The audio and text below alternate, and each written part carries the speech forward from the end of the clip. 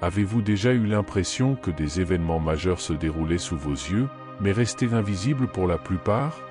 Nous vivons à une époque où les prophéties du livre de l'Apocalypse ne sont pas seulement des possibilités lointaines, mais des réalités émergentes qui touchent nos vies au quotidien. La marque de la bête, symbole de loyauté et d'adoration que beaucoup considèrent comme une simple métaphore ou une préoccupation future, est plus présente que jamais, mais souvent inaperçue.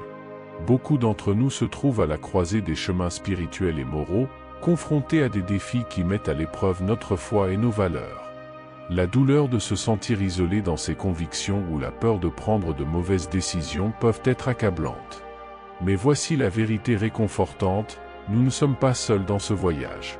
Ce moment est un appel à se réveiller et à reconnaître les signes des temps, une opportunité de renforcer notre lien avec la vérité éternelle. Ensemble, nous pouvons naviguer dans ces eaux turbulentes avec la sagesse qui vient d'une compréhension profonde des Écritures et de la communion fraternelle avec ceux qui partagent nos préoccupations et nos espoirs. Si vous vous sentez dépassé par la complexité des événements mondiaux et leurs implications spirituelles, sachez qu'il existe des solutions et de l'espoir. En nous tournant vers les vérités révélées dans l'Apocalypse, nous trouvons non seulement des explications, mais aussi du réconfort et des conseils pour notre époque. Explorons ensemble ce que signifie cette marque aujourd'hui et comment nous pouvons vivre avec intégrité et foi dans un monde en évolution rapide. Au chapitre 13 de l'Apocalypse, Jean décrit une vision très choquante alors qu'il se trouve sur une plage. Il voit une créature monstrueuse émerger de la mer. Cette bête possède des caractéristiques très intimidantes. 7 têtes, 10 cornes, et sur chaque corne, une couronne. Sur leur tête étaient écrits des noms qui blasphémaient Dieu. L'apparence de cette bête était un mélange de plusieurs animaux, elle avait un corps semblable à celui d'un léopard, des pieds semblables à ceux d'un ours et une gueule semblable à celle d'un lion. Le dragon, figure qui symbolise le mal suprême, a accordé à cette bête son pouvoir, son trône et sa grande autorité. J'en note qu'une des têtes de la bête semblait avoir été mortellement blessée, mais cette blessure mortelle a été miraculeusement guérie. Cet événement émerveille les gens du monde entier et commence à suivre la bête, vénérant à la fois la bête elle-même et le dragon qui lui a donné un tel pouvoir. Les gens se demandaient qui serait capable de combattre une bête aussi puissante. Pendant 42 mois, la bête a été autorisée à prononcer des paroles grandes et blasphématoires contre Dieu, attaquant son nom, son tabernacle et même ceux qui habitent dans les cieux. De plus, la bête reçut le pouvoir de faire la guerre aux saints et de les vaincre, ainsi que de dominer toutes les nations et tous les peuples de langues et de cultures différentes. Cette vision symbolise la lutte entre le bien et le mal, mettant en avant l'influence corruptrice et destructrice que le mal peut avoir sur la terre et ses habitants. Dans la vision racontée dans l'Apocalypse, se déroule un scénario plutôt intrigant, révélant une figure puissante et séduisante qui émerge comme un leader mondial. Ce chef, représenté comme une bête, n'est pas un personnage ordinaire. Il possède une énergie et un charisme extraordinaires, soi-disant conférés par les forces obscures du mal. L'impact de ce personnage sur l'humanité est profond et mondial, des millions de personnes à travers le monde se trouvent enchantées et séduites par son apparente offre de paix et d'espoir. Cependant, il y a un côté sombre et trompeur dans ce personnage. Malgré son apparence de réconciliateur et de porteur de paix, de phare d'espoir et de chemin vers l'utopie, il est essentiellement un trompeur. Il apparaît comme un ange de lumière, un mouton parmi le troupeau, mais en réalité, il est comparable à un loup prédateur, ou pire, à un dragon, symbolisant le danger et le mal. Sa présence est une grande contradiction. Bien qu'il paraisse pur et incorrompu, il est rempli de mal. Ce personnage trompeur, qui recevra un culte mondial, est particulièrement dangereux car ceux qui sont trompés par lui sont principalement des personnes dont les noms ne sont pas écrits dans le livre de vie de l'agneau, qui est le Christ immolé dès la fondation du monde, en sacrifice pour la rédemption de l'humanité.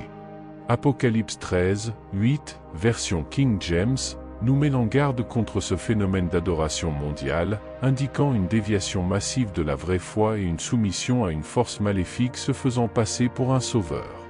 Ce scénario apocalyptique sert d'avertissement critique, la nécessité de vigilance, de discernement et de fidélité. Il souligne l'importance de la patience et de la foi des saints face à l'adversité et aux erreurs. Le texte biblique appelle les auditeurs à être attentifs et prêts à résister et à reconnaître les véritables intentions derrière les apparences séduisantes et les vaines promesses de salut et de paix. Dans la vision présentée au chapitre 13 du livre de l'Apocalypse, nous trouvons un thème puissant et central, l'adoration. Ce chapitre met en lumière une force maléfique qui recherche inlassablement l'adoration, ce qui a toujours été le désir du diable. Depuis son expulsion du ciel, où il aspirait à être exalté à la position de Dieu, jusqu'à aujourd'hui, son objectif principal reste le même, être adoré comme s'il était le Très-Haut. La tentative de Satan de recevoir l'adoration n'est pas nouvelle. Il est allé jusqu'à tenter Jésus, cherchant à ce que le Fils de Dieu lui-même l'adore. Le livre de l'Apocalypse nous prévient d'un avenir où ce désir d'adoration du diable atteindra un nouveau niveau avec la mise en œuvre de la marque de la bête. Cette marque, telle que décrite dans la Bible, sera un symbole clair de loyauté et d'adoration. Celui qui accepte cette marque choisit explicitement d'adorer l'entité maléfique qui se cache derrière elle. Il est important de souligner que cette marque aura un impact direct et tangible sur le quotidien des gens. Sans elle, personne ne pourra acheter ni vendre. Ce sera une période de grandes épreuves et de choix, où chaque individu sera confronté à la décision à qui il décide d'adorer. La révélation nous révèle qu'il viendra un moment où la frontière entre le vrai culte et le faux culte deviendra douloureusement claire. La question qui se pose à nous tous aujourd'hui est « Qui adorez-vous » Cette question n'est pas seulement une réflexion théologique, mais un appel urgent à évaluer nos propres vies et loyautés. Choisir qui adorer est une décision que nous devons tous prendre, et les Écritures nous encouragent à faire un choix judicieux, en gardant à l'esprit les conséquences éternelles de ce choix. La Bible nous présente une vérité incontestable, il n'y a pas de neutralité spirituelle. C'est un message clair et direct qui imprègne ces pages. Dans Matthieu 6, 24, par exemple, il est dit explicitement que personne ne peut servir deux maîtres en même temps. Le choix est inévitable. Soit vous servez Dieu, soit vous servez le diable, il n'y a pas de juste milieu ni de place pour l'ambiguïté. Cette division est renforcée dans plusieurs passages, soulignant l'impossibilité de rester en retrait en matière spirituelle. Dans 1 Corinthiens 1, 18, la distinction reste claire, le message de la croix, qui peut paraître insensé à certains, est pour ceux qui croient la puissance de Dieu manifestée. Cela nous divise en deux groupes distincts, ceux qui périssent et ceux qui sont sauvés. Il n'existe pas de troisième option où l'on puisse se cacher dans l'indécision ou la neutralité. Déjà dans 1 Jean 4, 3, la séparation entre ceux qui suivent Dieu et ceux qui suivent l'Antéchrist est encore plus soulignée. Ceux qui ne confessent pas que Jésus-Christ est venu dans la chair ne sont pas de Dieu, appartiennent à l'esprit de l'Antéchrist. L'Écriture nous avertit que cet esprit opère déjà dans le monde, indiquant que la lutte entre le bien et le mal est active et présente dans notre réalité quotidienne. Ces textes bibliques nous appellent à réfléchir profondément sur nos propres choix et loyautés. Nous vivons à une époque où prendre position est crucial. Attendre un moment futur où les lignes deviendront encore plus claires est peut-être trop tard. Le choix entre servir Dieu ou les puissances de ce monde doit être fait maintenant. Cette décision définit non seulement la nature de notre foi, mais aussi la trajectoire de nos vies. L'idée qu'une bête surgira, donnant des marques aux gens, est souvent associée à l'image apocalyptique de la marque 666. Si vous attendez ce moment pour commencer à vous inquiéter ou à agir, vous manquez peut-être des signes déjà présents dans notre réalité. La vérité est que des manifestations de l'esprit de l'Antéchrist peuvent déjà être observées dans le monde d'aujourd'hui. La question centrale ici n'est pas seulement une marque physique, mais plutôt le culte de l'Antéchrist, dont la Bible nous avertit, dont l'influence est croissante.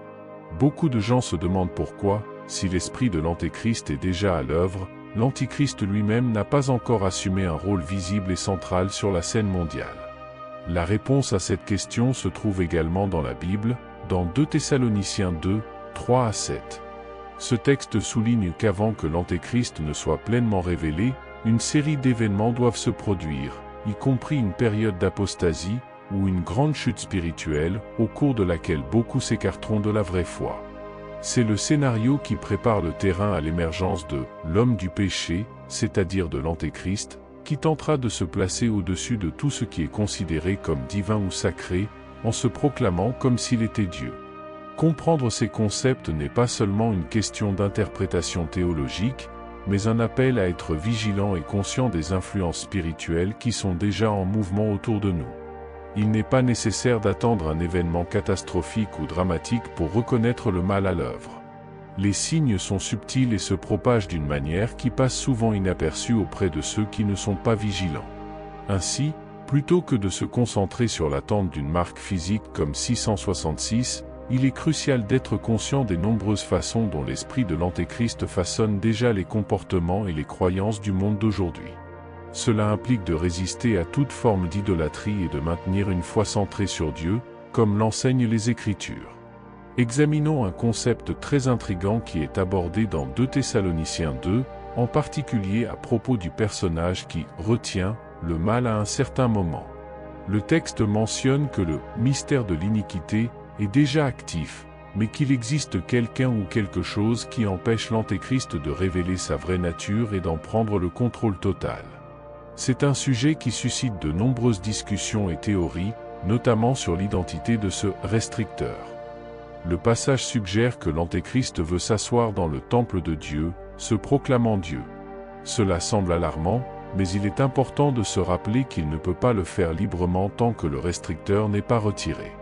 Ce frein, que beaucoup croient être le Saint-Esprit, empêche actuellement le mal de se déployer pleinement.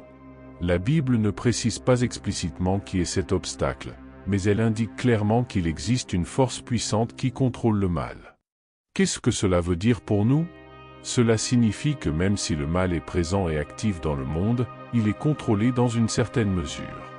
Satan, aussi puissant soit-il, n'a pas toute liberté pour accomplir sa volonté. Il est puissant, certes, mais il n'est pas tout puissant. Il y a des limites qu'il ne peut dépasser, définies par la souveraineté de Dieu. Comprendre cela nous donne une perspective importante. Nous sommes dans une bataille spirituelle où le mal est réel et actif, mais pas invincible. L'existence d'un frein montre que Dieu a le contrôle suprême et que le plan ultime lui appartient. Satan peut avoir ses moments de victoire apparente, mais il opère sous la permission divine et dans les limites définies par Dieu. Cela souligne également l'importance d'être vigilant et ferme dans la foi. La puissance qui retient le mal est de notre côté, et tant que nous sommes alignés avec Dieu, nous pouvons résister et vaincre les mauvaises influences. La connaissance de l'existence d'un pouvoir divin contrôlant et limitant le mal nous offre l'espoir et le courage d'affronter les défis de la vie avec une foi renforcée. Le concept que nous abordons est profondément significatif et percutant pour comprendre ce qui se passe dans le scénario spirituel qui influence le monde physique. L'idée est qu'il existe une force, un frein, qui empêche actuellement le déploiement complet du mal sur Terre. Ce restricteur est en action jusqu'à un moment donné, après quoi il sera supprimé. Lorsque cette restriction sera enfin supprimée, préparez-vous car ce sera un véritable tournant. C'est à ce moment que nous commencerons à voir les événements décrits dans le livre de l'Apocalypse se dérouler avec toute leur intensité. Apollyon, également connu sous le nom de Destructeur, sera libéré et le chaos qui s'ensuivra ne ressemblera à rien de ce que nous avons jamais connu. C'est dans ce contexte que l'homme de l'anarchie, également connu sous le nom d'Antéchrist, émergera enfin pleinement, occupant le devant de la scène sur la scène mondiale. Maintenant, un point crucial ici concerne l'adoration.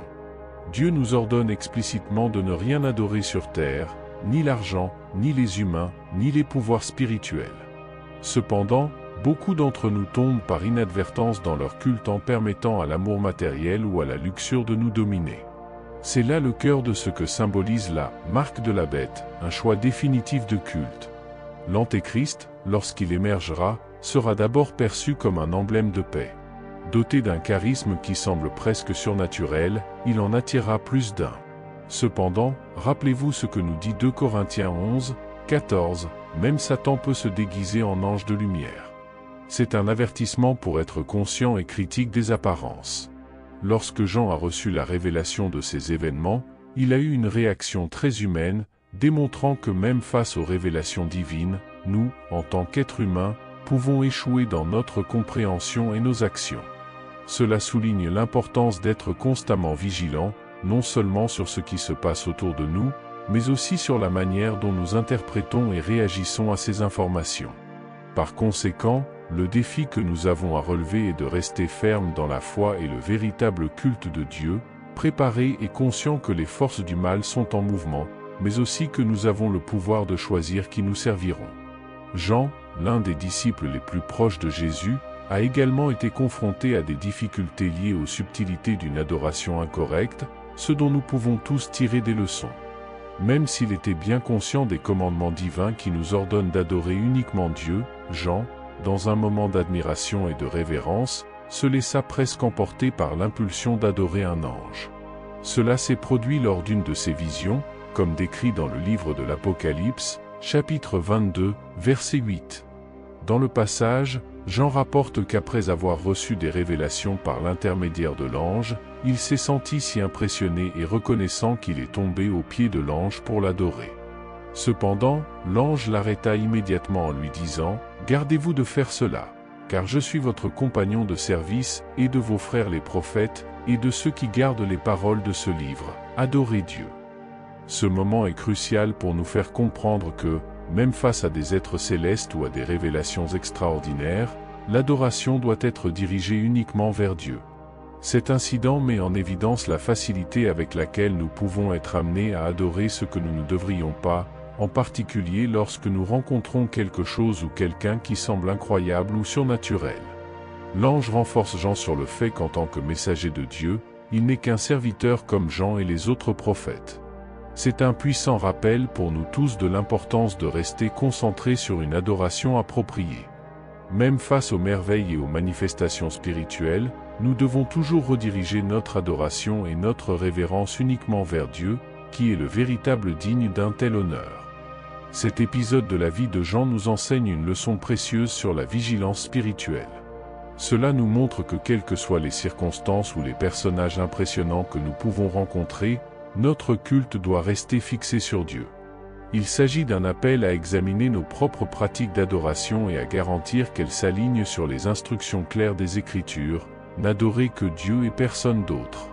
La tendance humaine vers la culture est profondément enracinée et peut parfois nous conduire à des tours dangereux.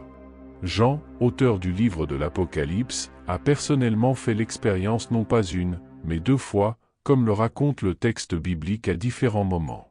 À la première occasion, décrite dans Apocalypse 19h10, Jean, bouleversé par la grandeur de ce qui lui a été révélé et par la présence de l'ange qui lui a transmis ces révélations, tombe aux pieds de l'ange avec l'intention de l'adorateur. L'ange, cependant, réprimande Jean, lui rappelant qu'il ne doit adorer que Dieu. Cette inclination contre l'adoration manifestée pour Jean est le reflet de la nature humaine. Nous, les êtres humains, avons un désir intrinsèque d'adorer quelque chose ou quelqu'un que nous considérons comme plus grand ou plus puissant que nous. Cela explique pourquoi la question du culte est si centrale dans de nombreux débats théologiques et spirituels, y compris ceux impliquant la marque de la bête.